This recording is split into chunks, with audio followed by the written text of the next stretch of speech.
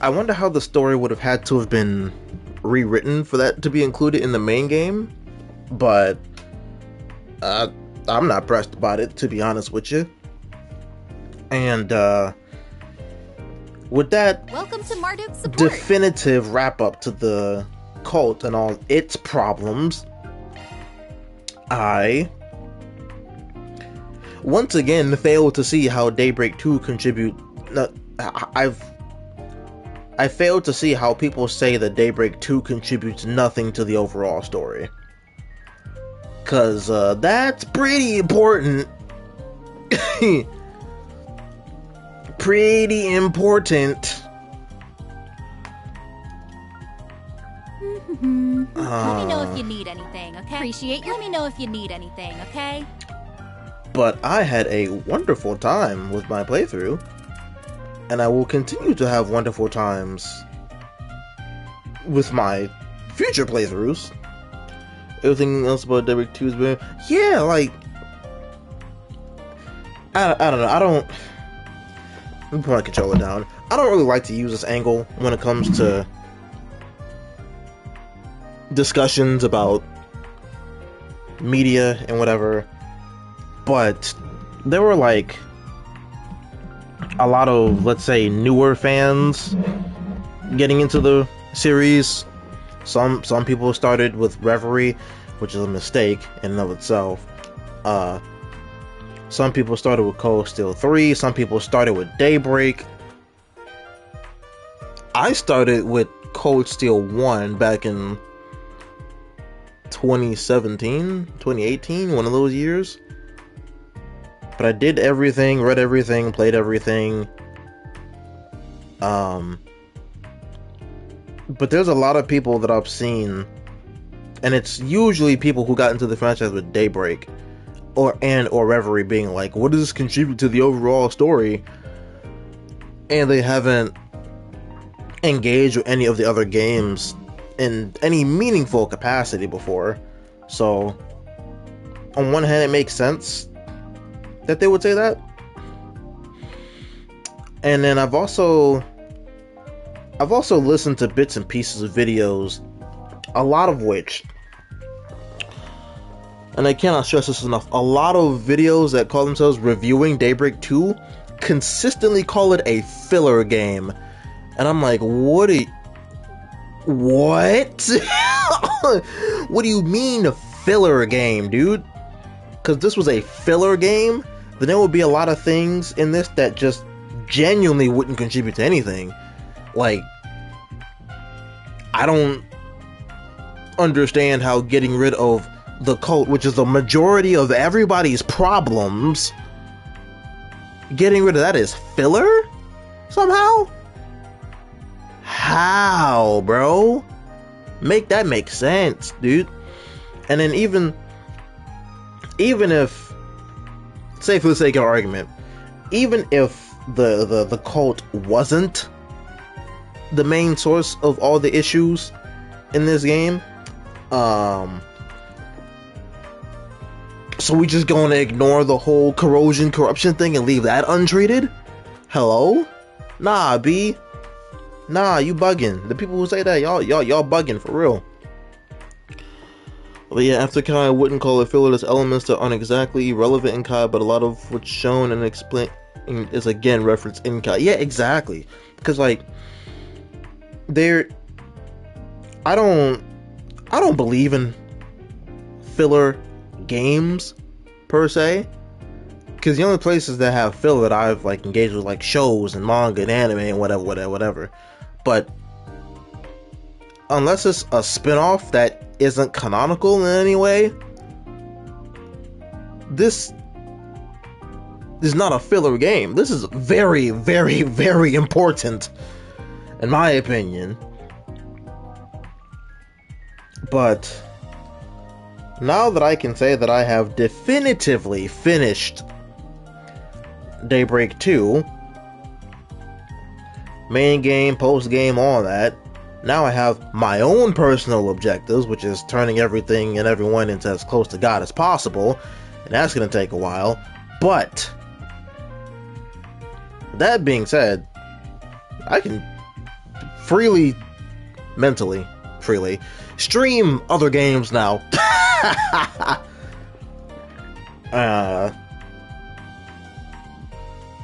Starting with, I mentioned earlier, the 7.2 stuff in 14, and then back to Pirate Majima, and a couple things in between that. Hell, I might even, I don't know, I might fuck around and stream Monster Hunter or something. I haven't played that in a while. But, no, this is not a filler game. This is not the most mid Trails has ever been. Because, man, like I said, I've listened to bits and pieces of review videos, and Trails is one of the few pieces of media that I will stomach negative quote reviews for, as long as that negativity is rooted in they actually played the game and didn't just like cutscene skip or show that they lack media literacy. But I have seen many a review be like, this is the most mid Trails has been, this is a big misstep, this is a mistake, it's filler, it's bad, etc, etc, etc. And I'm like, now that I have, seen the last of the post game, and I've said it before, I'm usually not the one to knock someone's opinion about something, but y'all bitches wrong. Y'all are wrong as hell. I firmly disagree that this is mid and a misstep and whatever. Very, very, very strong disagree. But that's an elongated conversation for another day. Probably either as I do my Nightmare replay through, or because I have been dancing around this as a thought. I have put nothing to paper. I've made no notes of this. I've been thinking about it. I am heavily considering doing Trails video essays, and the more I think about Daybreak 2, the more I have this burning desire to try and make a video essay about Daybreak 2 and how it isn't this giant misstep that a lot of people say it is. But knowing me, not only would that take an incredibly long time, I'd have to go through every other game first, and that would probably be like a year-round project. Cause I already want to make several videos on Trails alone, and I know those will take a while. And since I've been doing this personal retrospective thing about Devil May Cry, and really diving into the video essayist side of YouTube, that shit is gonna take a long time. And yeah, Alex, I will be strictly withholding even starting any of those projects until after I beat Kai. Like, even if we get a Kai 2, after Kai is when I will start making notes about doing those types of videos, but there ain't no way in hell I'm doing that right now. Absolutely not. No way.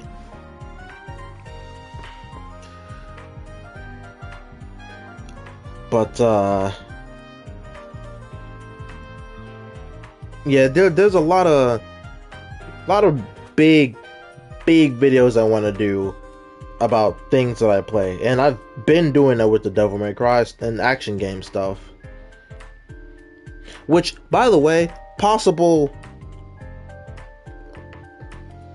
I don't know if you really consider this a spoiler, but I think, at the time of me saying this, I think part 3 of that series is probably gonna run up to be about 40-45 minutes. I think. Because I got a lot of things to say about Rising, and a lot of things to say about the reboot. Do Yeast? Oh yeah, there will be a Yeast segment. There will 100% be a Yeast segment in there.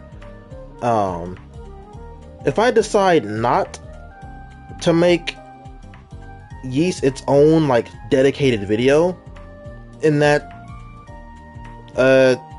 retrospective series that I'm doing,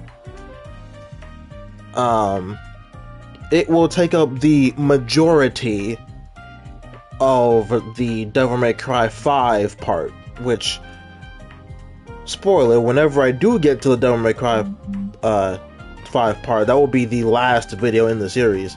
Because I know I said in part 1 that not to expect more than 4 parts. There might be 5 if I decide to give Yeast its own dedicated part.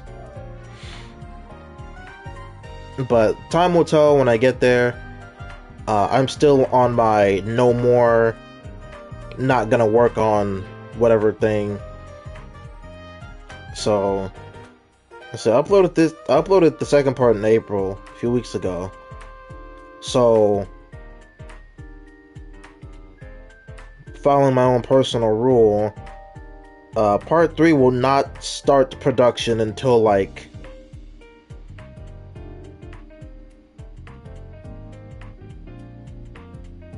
maybe August. Maybe the end of August is when I will start working on part 3 officially, instead of just disassociating at work and thinking about that for 10 hours straight.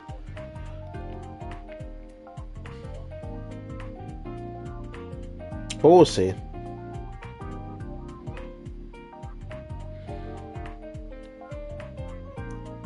And now, and since I've been doing this, you know,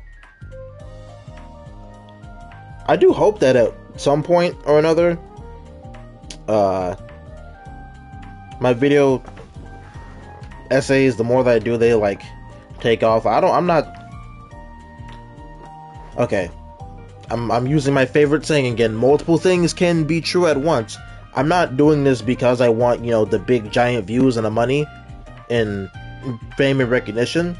But that would be cool if I got that with these future video essays that I do and my longer videos that I do. Because them bitches take so long to make, bro. But it would be nice if they get hella views, hella watch time, more subscribers than what I have now. Because the steady flow of random subscribers that I do get have been from that 40-second piece of the whole video that I posted, because I thought it was funny enough to post on its own, which is cool. I just hope that somehow redirects people to the full video so they watch that too. But unless you're a pro writer, retrospectives and reviews take a bit to get into. Yeah, and that's the thing too. Like, I've thought about that, and I've been watching video reviewers for years, right?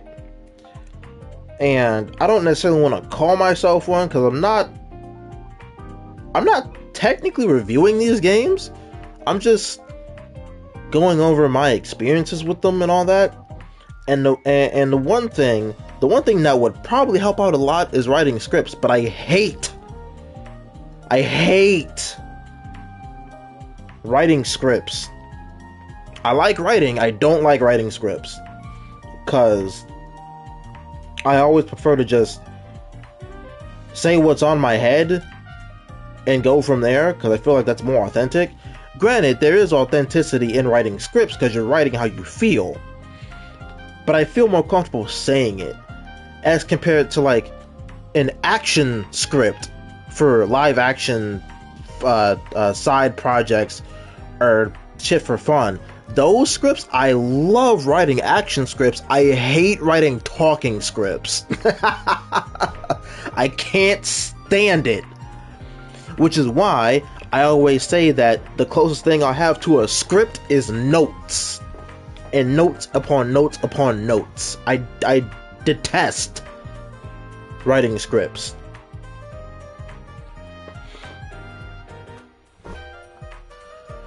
But I have recognized that writing a script for these bigger videos could help out.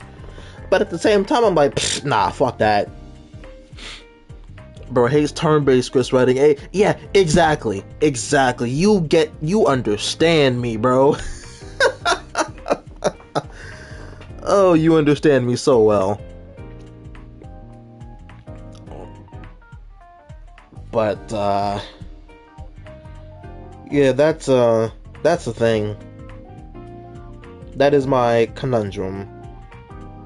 Because, you know, another one of my shticks, I suppose, is genuineness and authenticity. And again, while I recognize that I just said there is sincerity in writing scripts, I feel it has more weight when you just say how you feel. That's how I conduct my life, anyway. But, present me conversation, future me problem.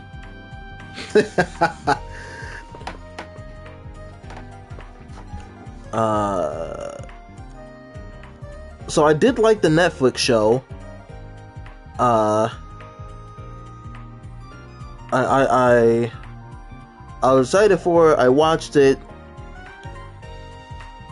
Pretty much watch all 8 episodes back to back, and I cannot stress enough how absolutely hilarious it was to me that they colonized fucking hell, dude.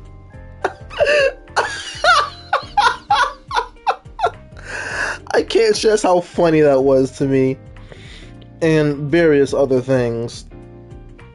Let me read this. I mean, you write how you feel, and as you go, you think of bangers and include them. That's kind of how it goes. That is how it goes, yes. That is 100% how it goes. My thing is that I literally don't want to write it. That's the thing. I straight up just don't want to write it. Cause like, I know I can, but I'm like, man, I could just not do that. But, back to the Netflix Devil May Cry anime. I thought it was hilarious that they went and colonized hell, and I can't remember my man's name, but the commander dude being like, the holy war, and it's like, brother, relax, dude. This is not evangelist Christian TV, bro. Calm down. It ain't that deep. But for what it was, you know, taking that at face value, I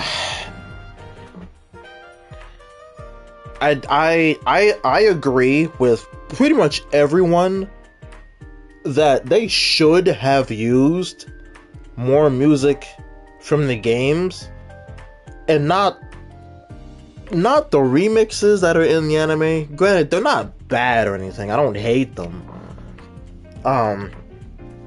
But if you have the license to make a Devil May Cry anime, just use the fucking music from the games. It's not that hard.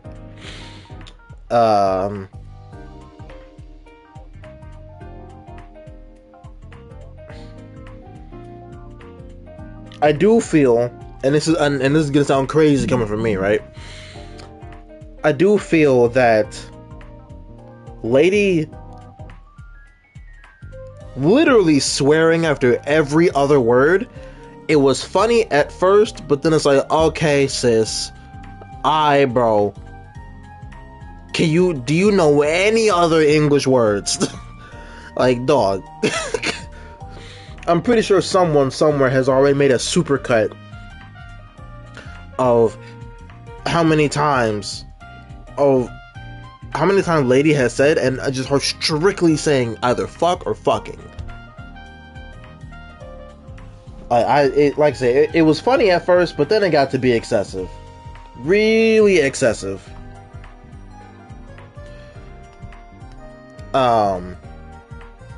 I do enjoy. I very much enjoyed from start to finish how the rabbit was such an important figurehead in the anime, because the rabbit is from the manga, and at first it was following the manga, then it went off into its own thing. But I was just over the moon to finally see the manga get mainstream recognition. So that was pretty cool. I will forever be happy about that. Dante was Dante, his usual happy-go-lucky bullshit himself. And people kept saying, Dante would never do that. That's out of character for Dante. I'm like, are we talking about the same dude? Hello? and the backstory episode was very nice. I did like that a lot. Also, because I got to hear Afterlife for like half the episode too. I died of cringe if Rosa said I am this. that to me, because I unironically listen to Bury the Light once a day at the bare minimum, I thought that was genuinely hilarious when he said that. Like, granted, it did take the seriousness completely out of that scene, but it was still cool nonetheless. Because clearly it's a different universe, different timeline, what have you. Pre-motivation juice Virgil or whatever. But it was nice. I liked it. Now, that's everything relegated to the show itself, right?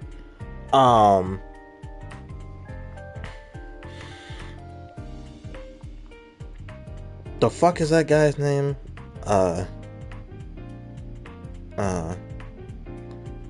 Adi Shankar, the producer of the show. That guy is I got some questions for bro. Cause after the show came out, he just did like I don't know, dude, a whole weirdo shift. Cause like I don't, was episode 3 or 2? Whatever episode featured the conspiracy guy or whatever, I in no way, shape, or form thought that was supposed to be a direct reference to Asmongold, and he all but explicitly said that it was, and I'm like, huh? You what? You what? Huh?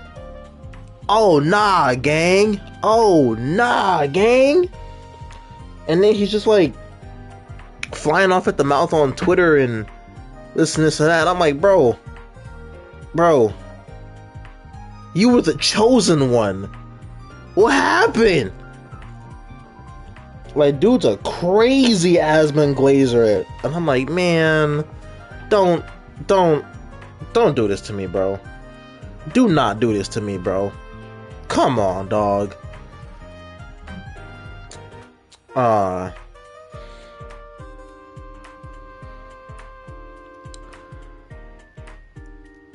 And after I got over the initial shock of that, I was like,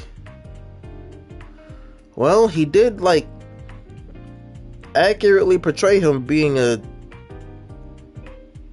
hick idiot, but still, it's like, why did you make a reference to him in the fucking show, dude? That was genuinely unnecessary.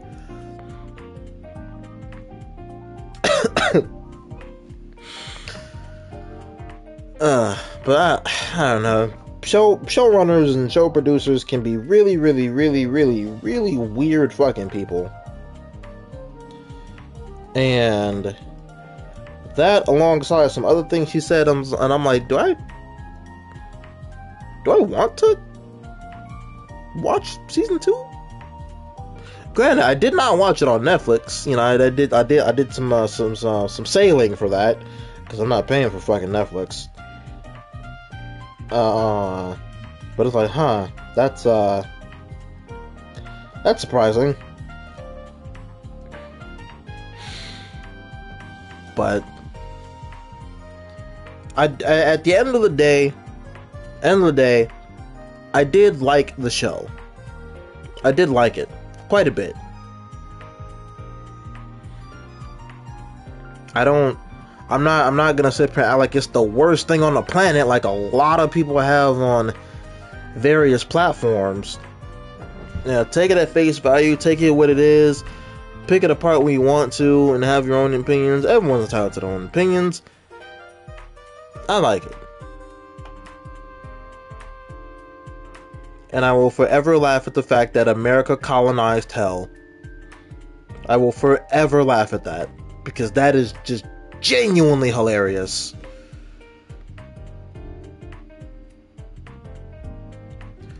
Yeah, that was like the biggest you have with the... I don't know. The biggest space you have with Netflix DMC space, the whole Twitter arc was... Yeah, like if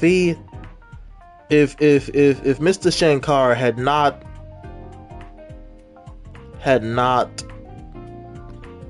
went on his weird Twitter tirade or whatever, people would still like him. But now majority people don't like him. And well, I wouldn't like anyone that glazes Asmund either, but that's a different conversation for a different day.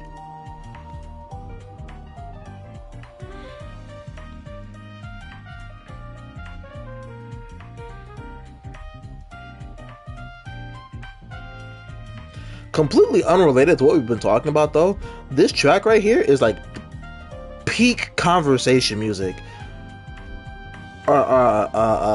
Peak just chatting music.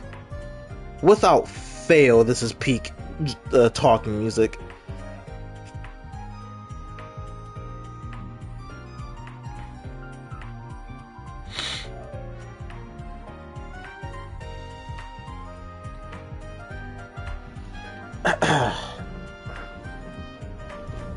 But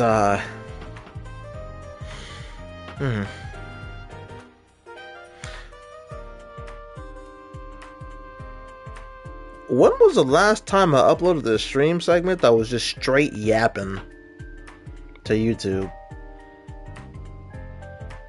I can't recall off the top of my head. So at some point when I get the chance, I'll toss this yapping segment for however long it lasts up on YouTube. I gotta get back to doing that, because now that all my big projects are done,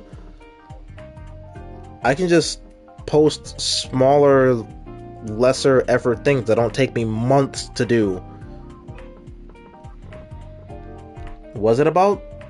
What was it, that convention video?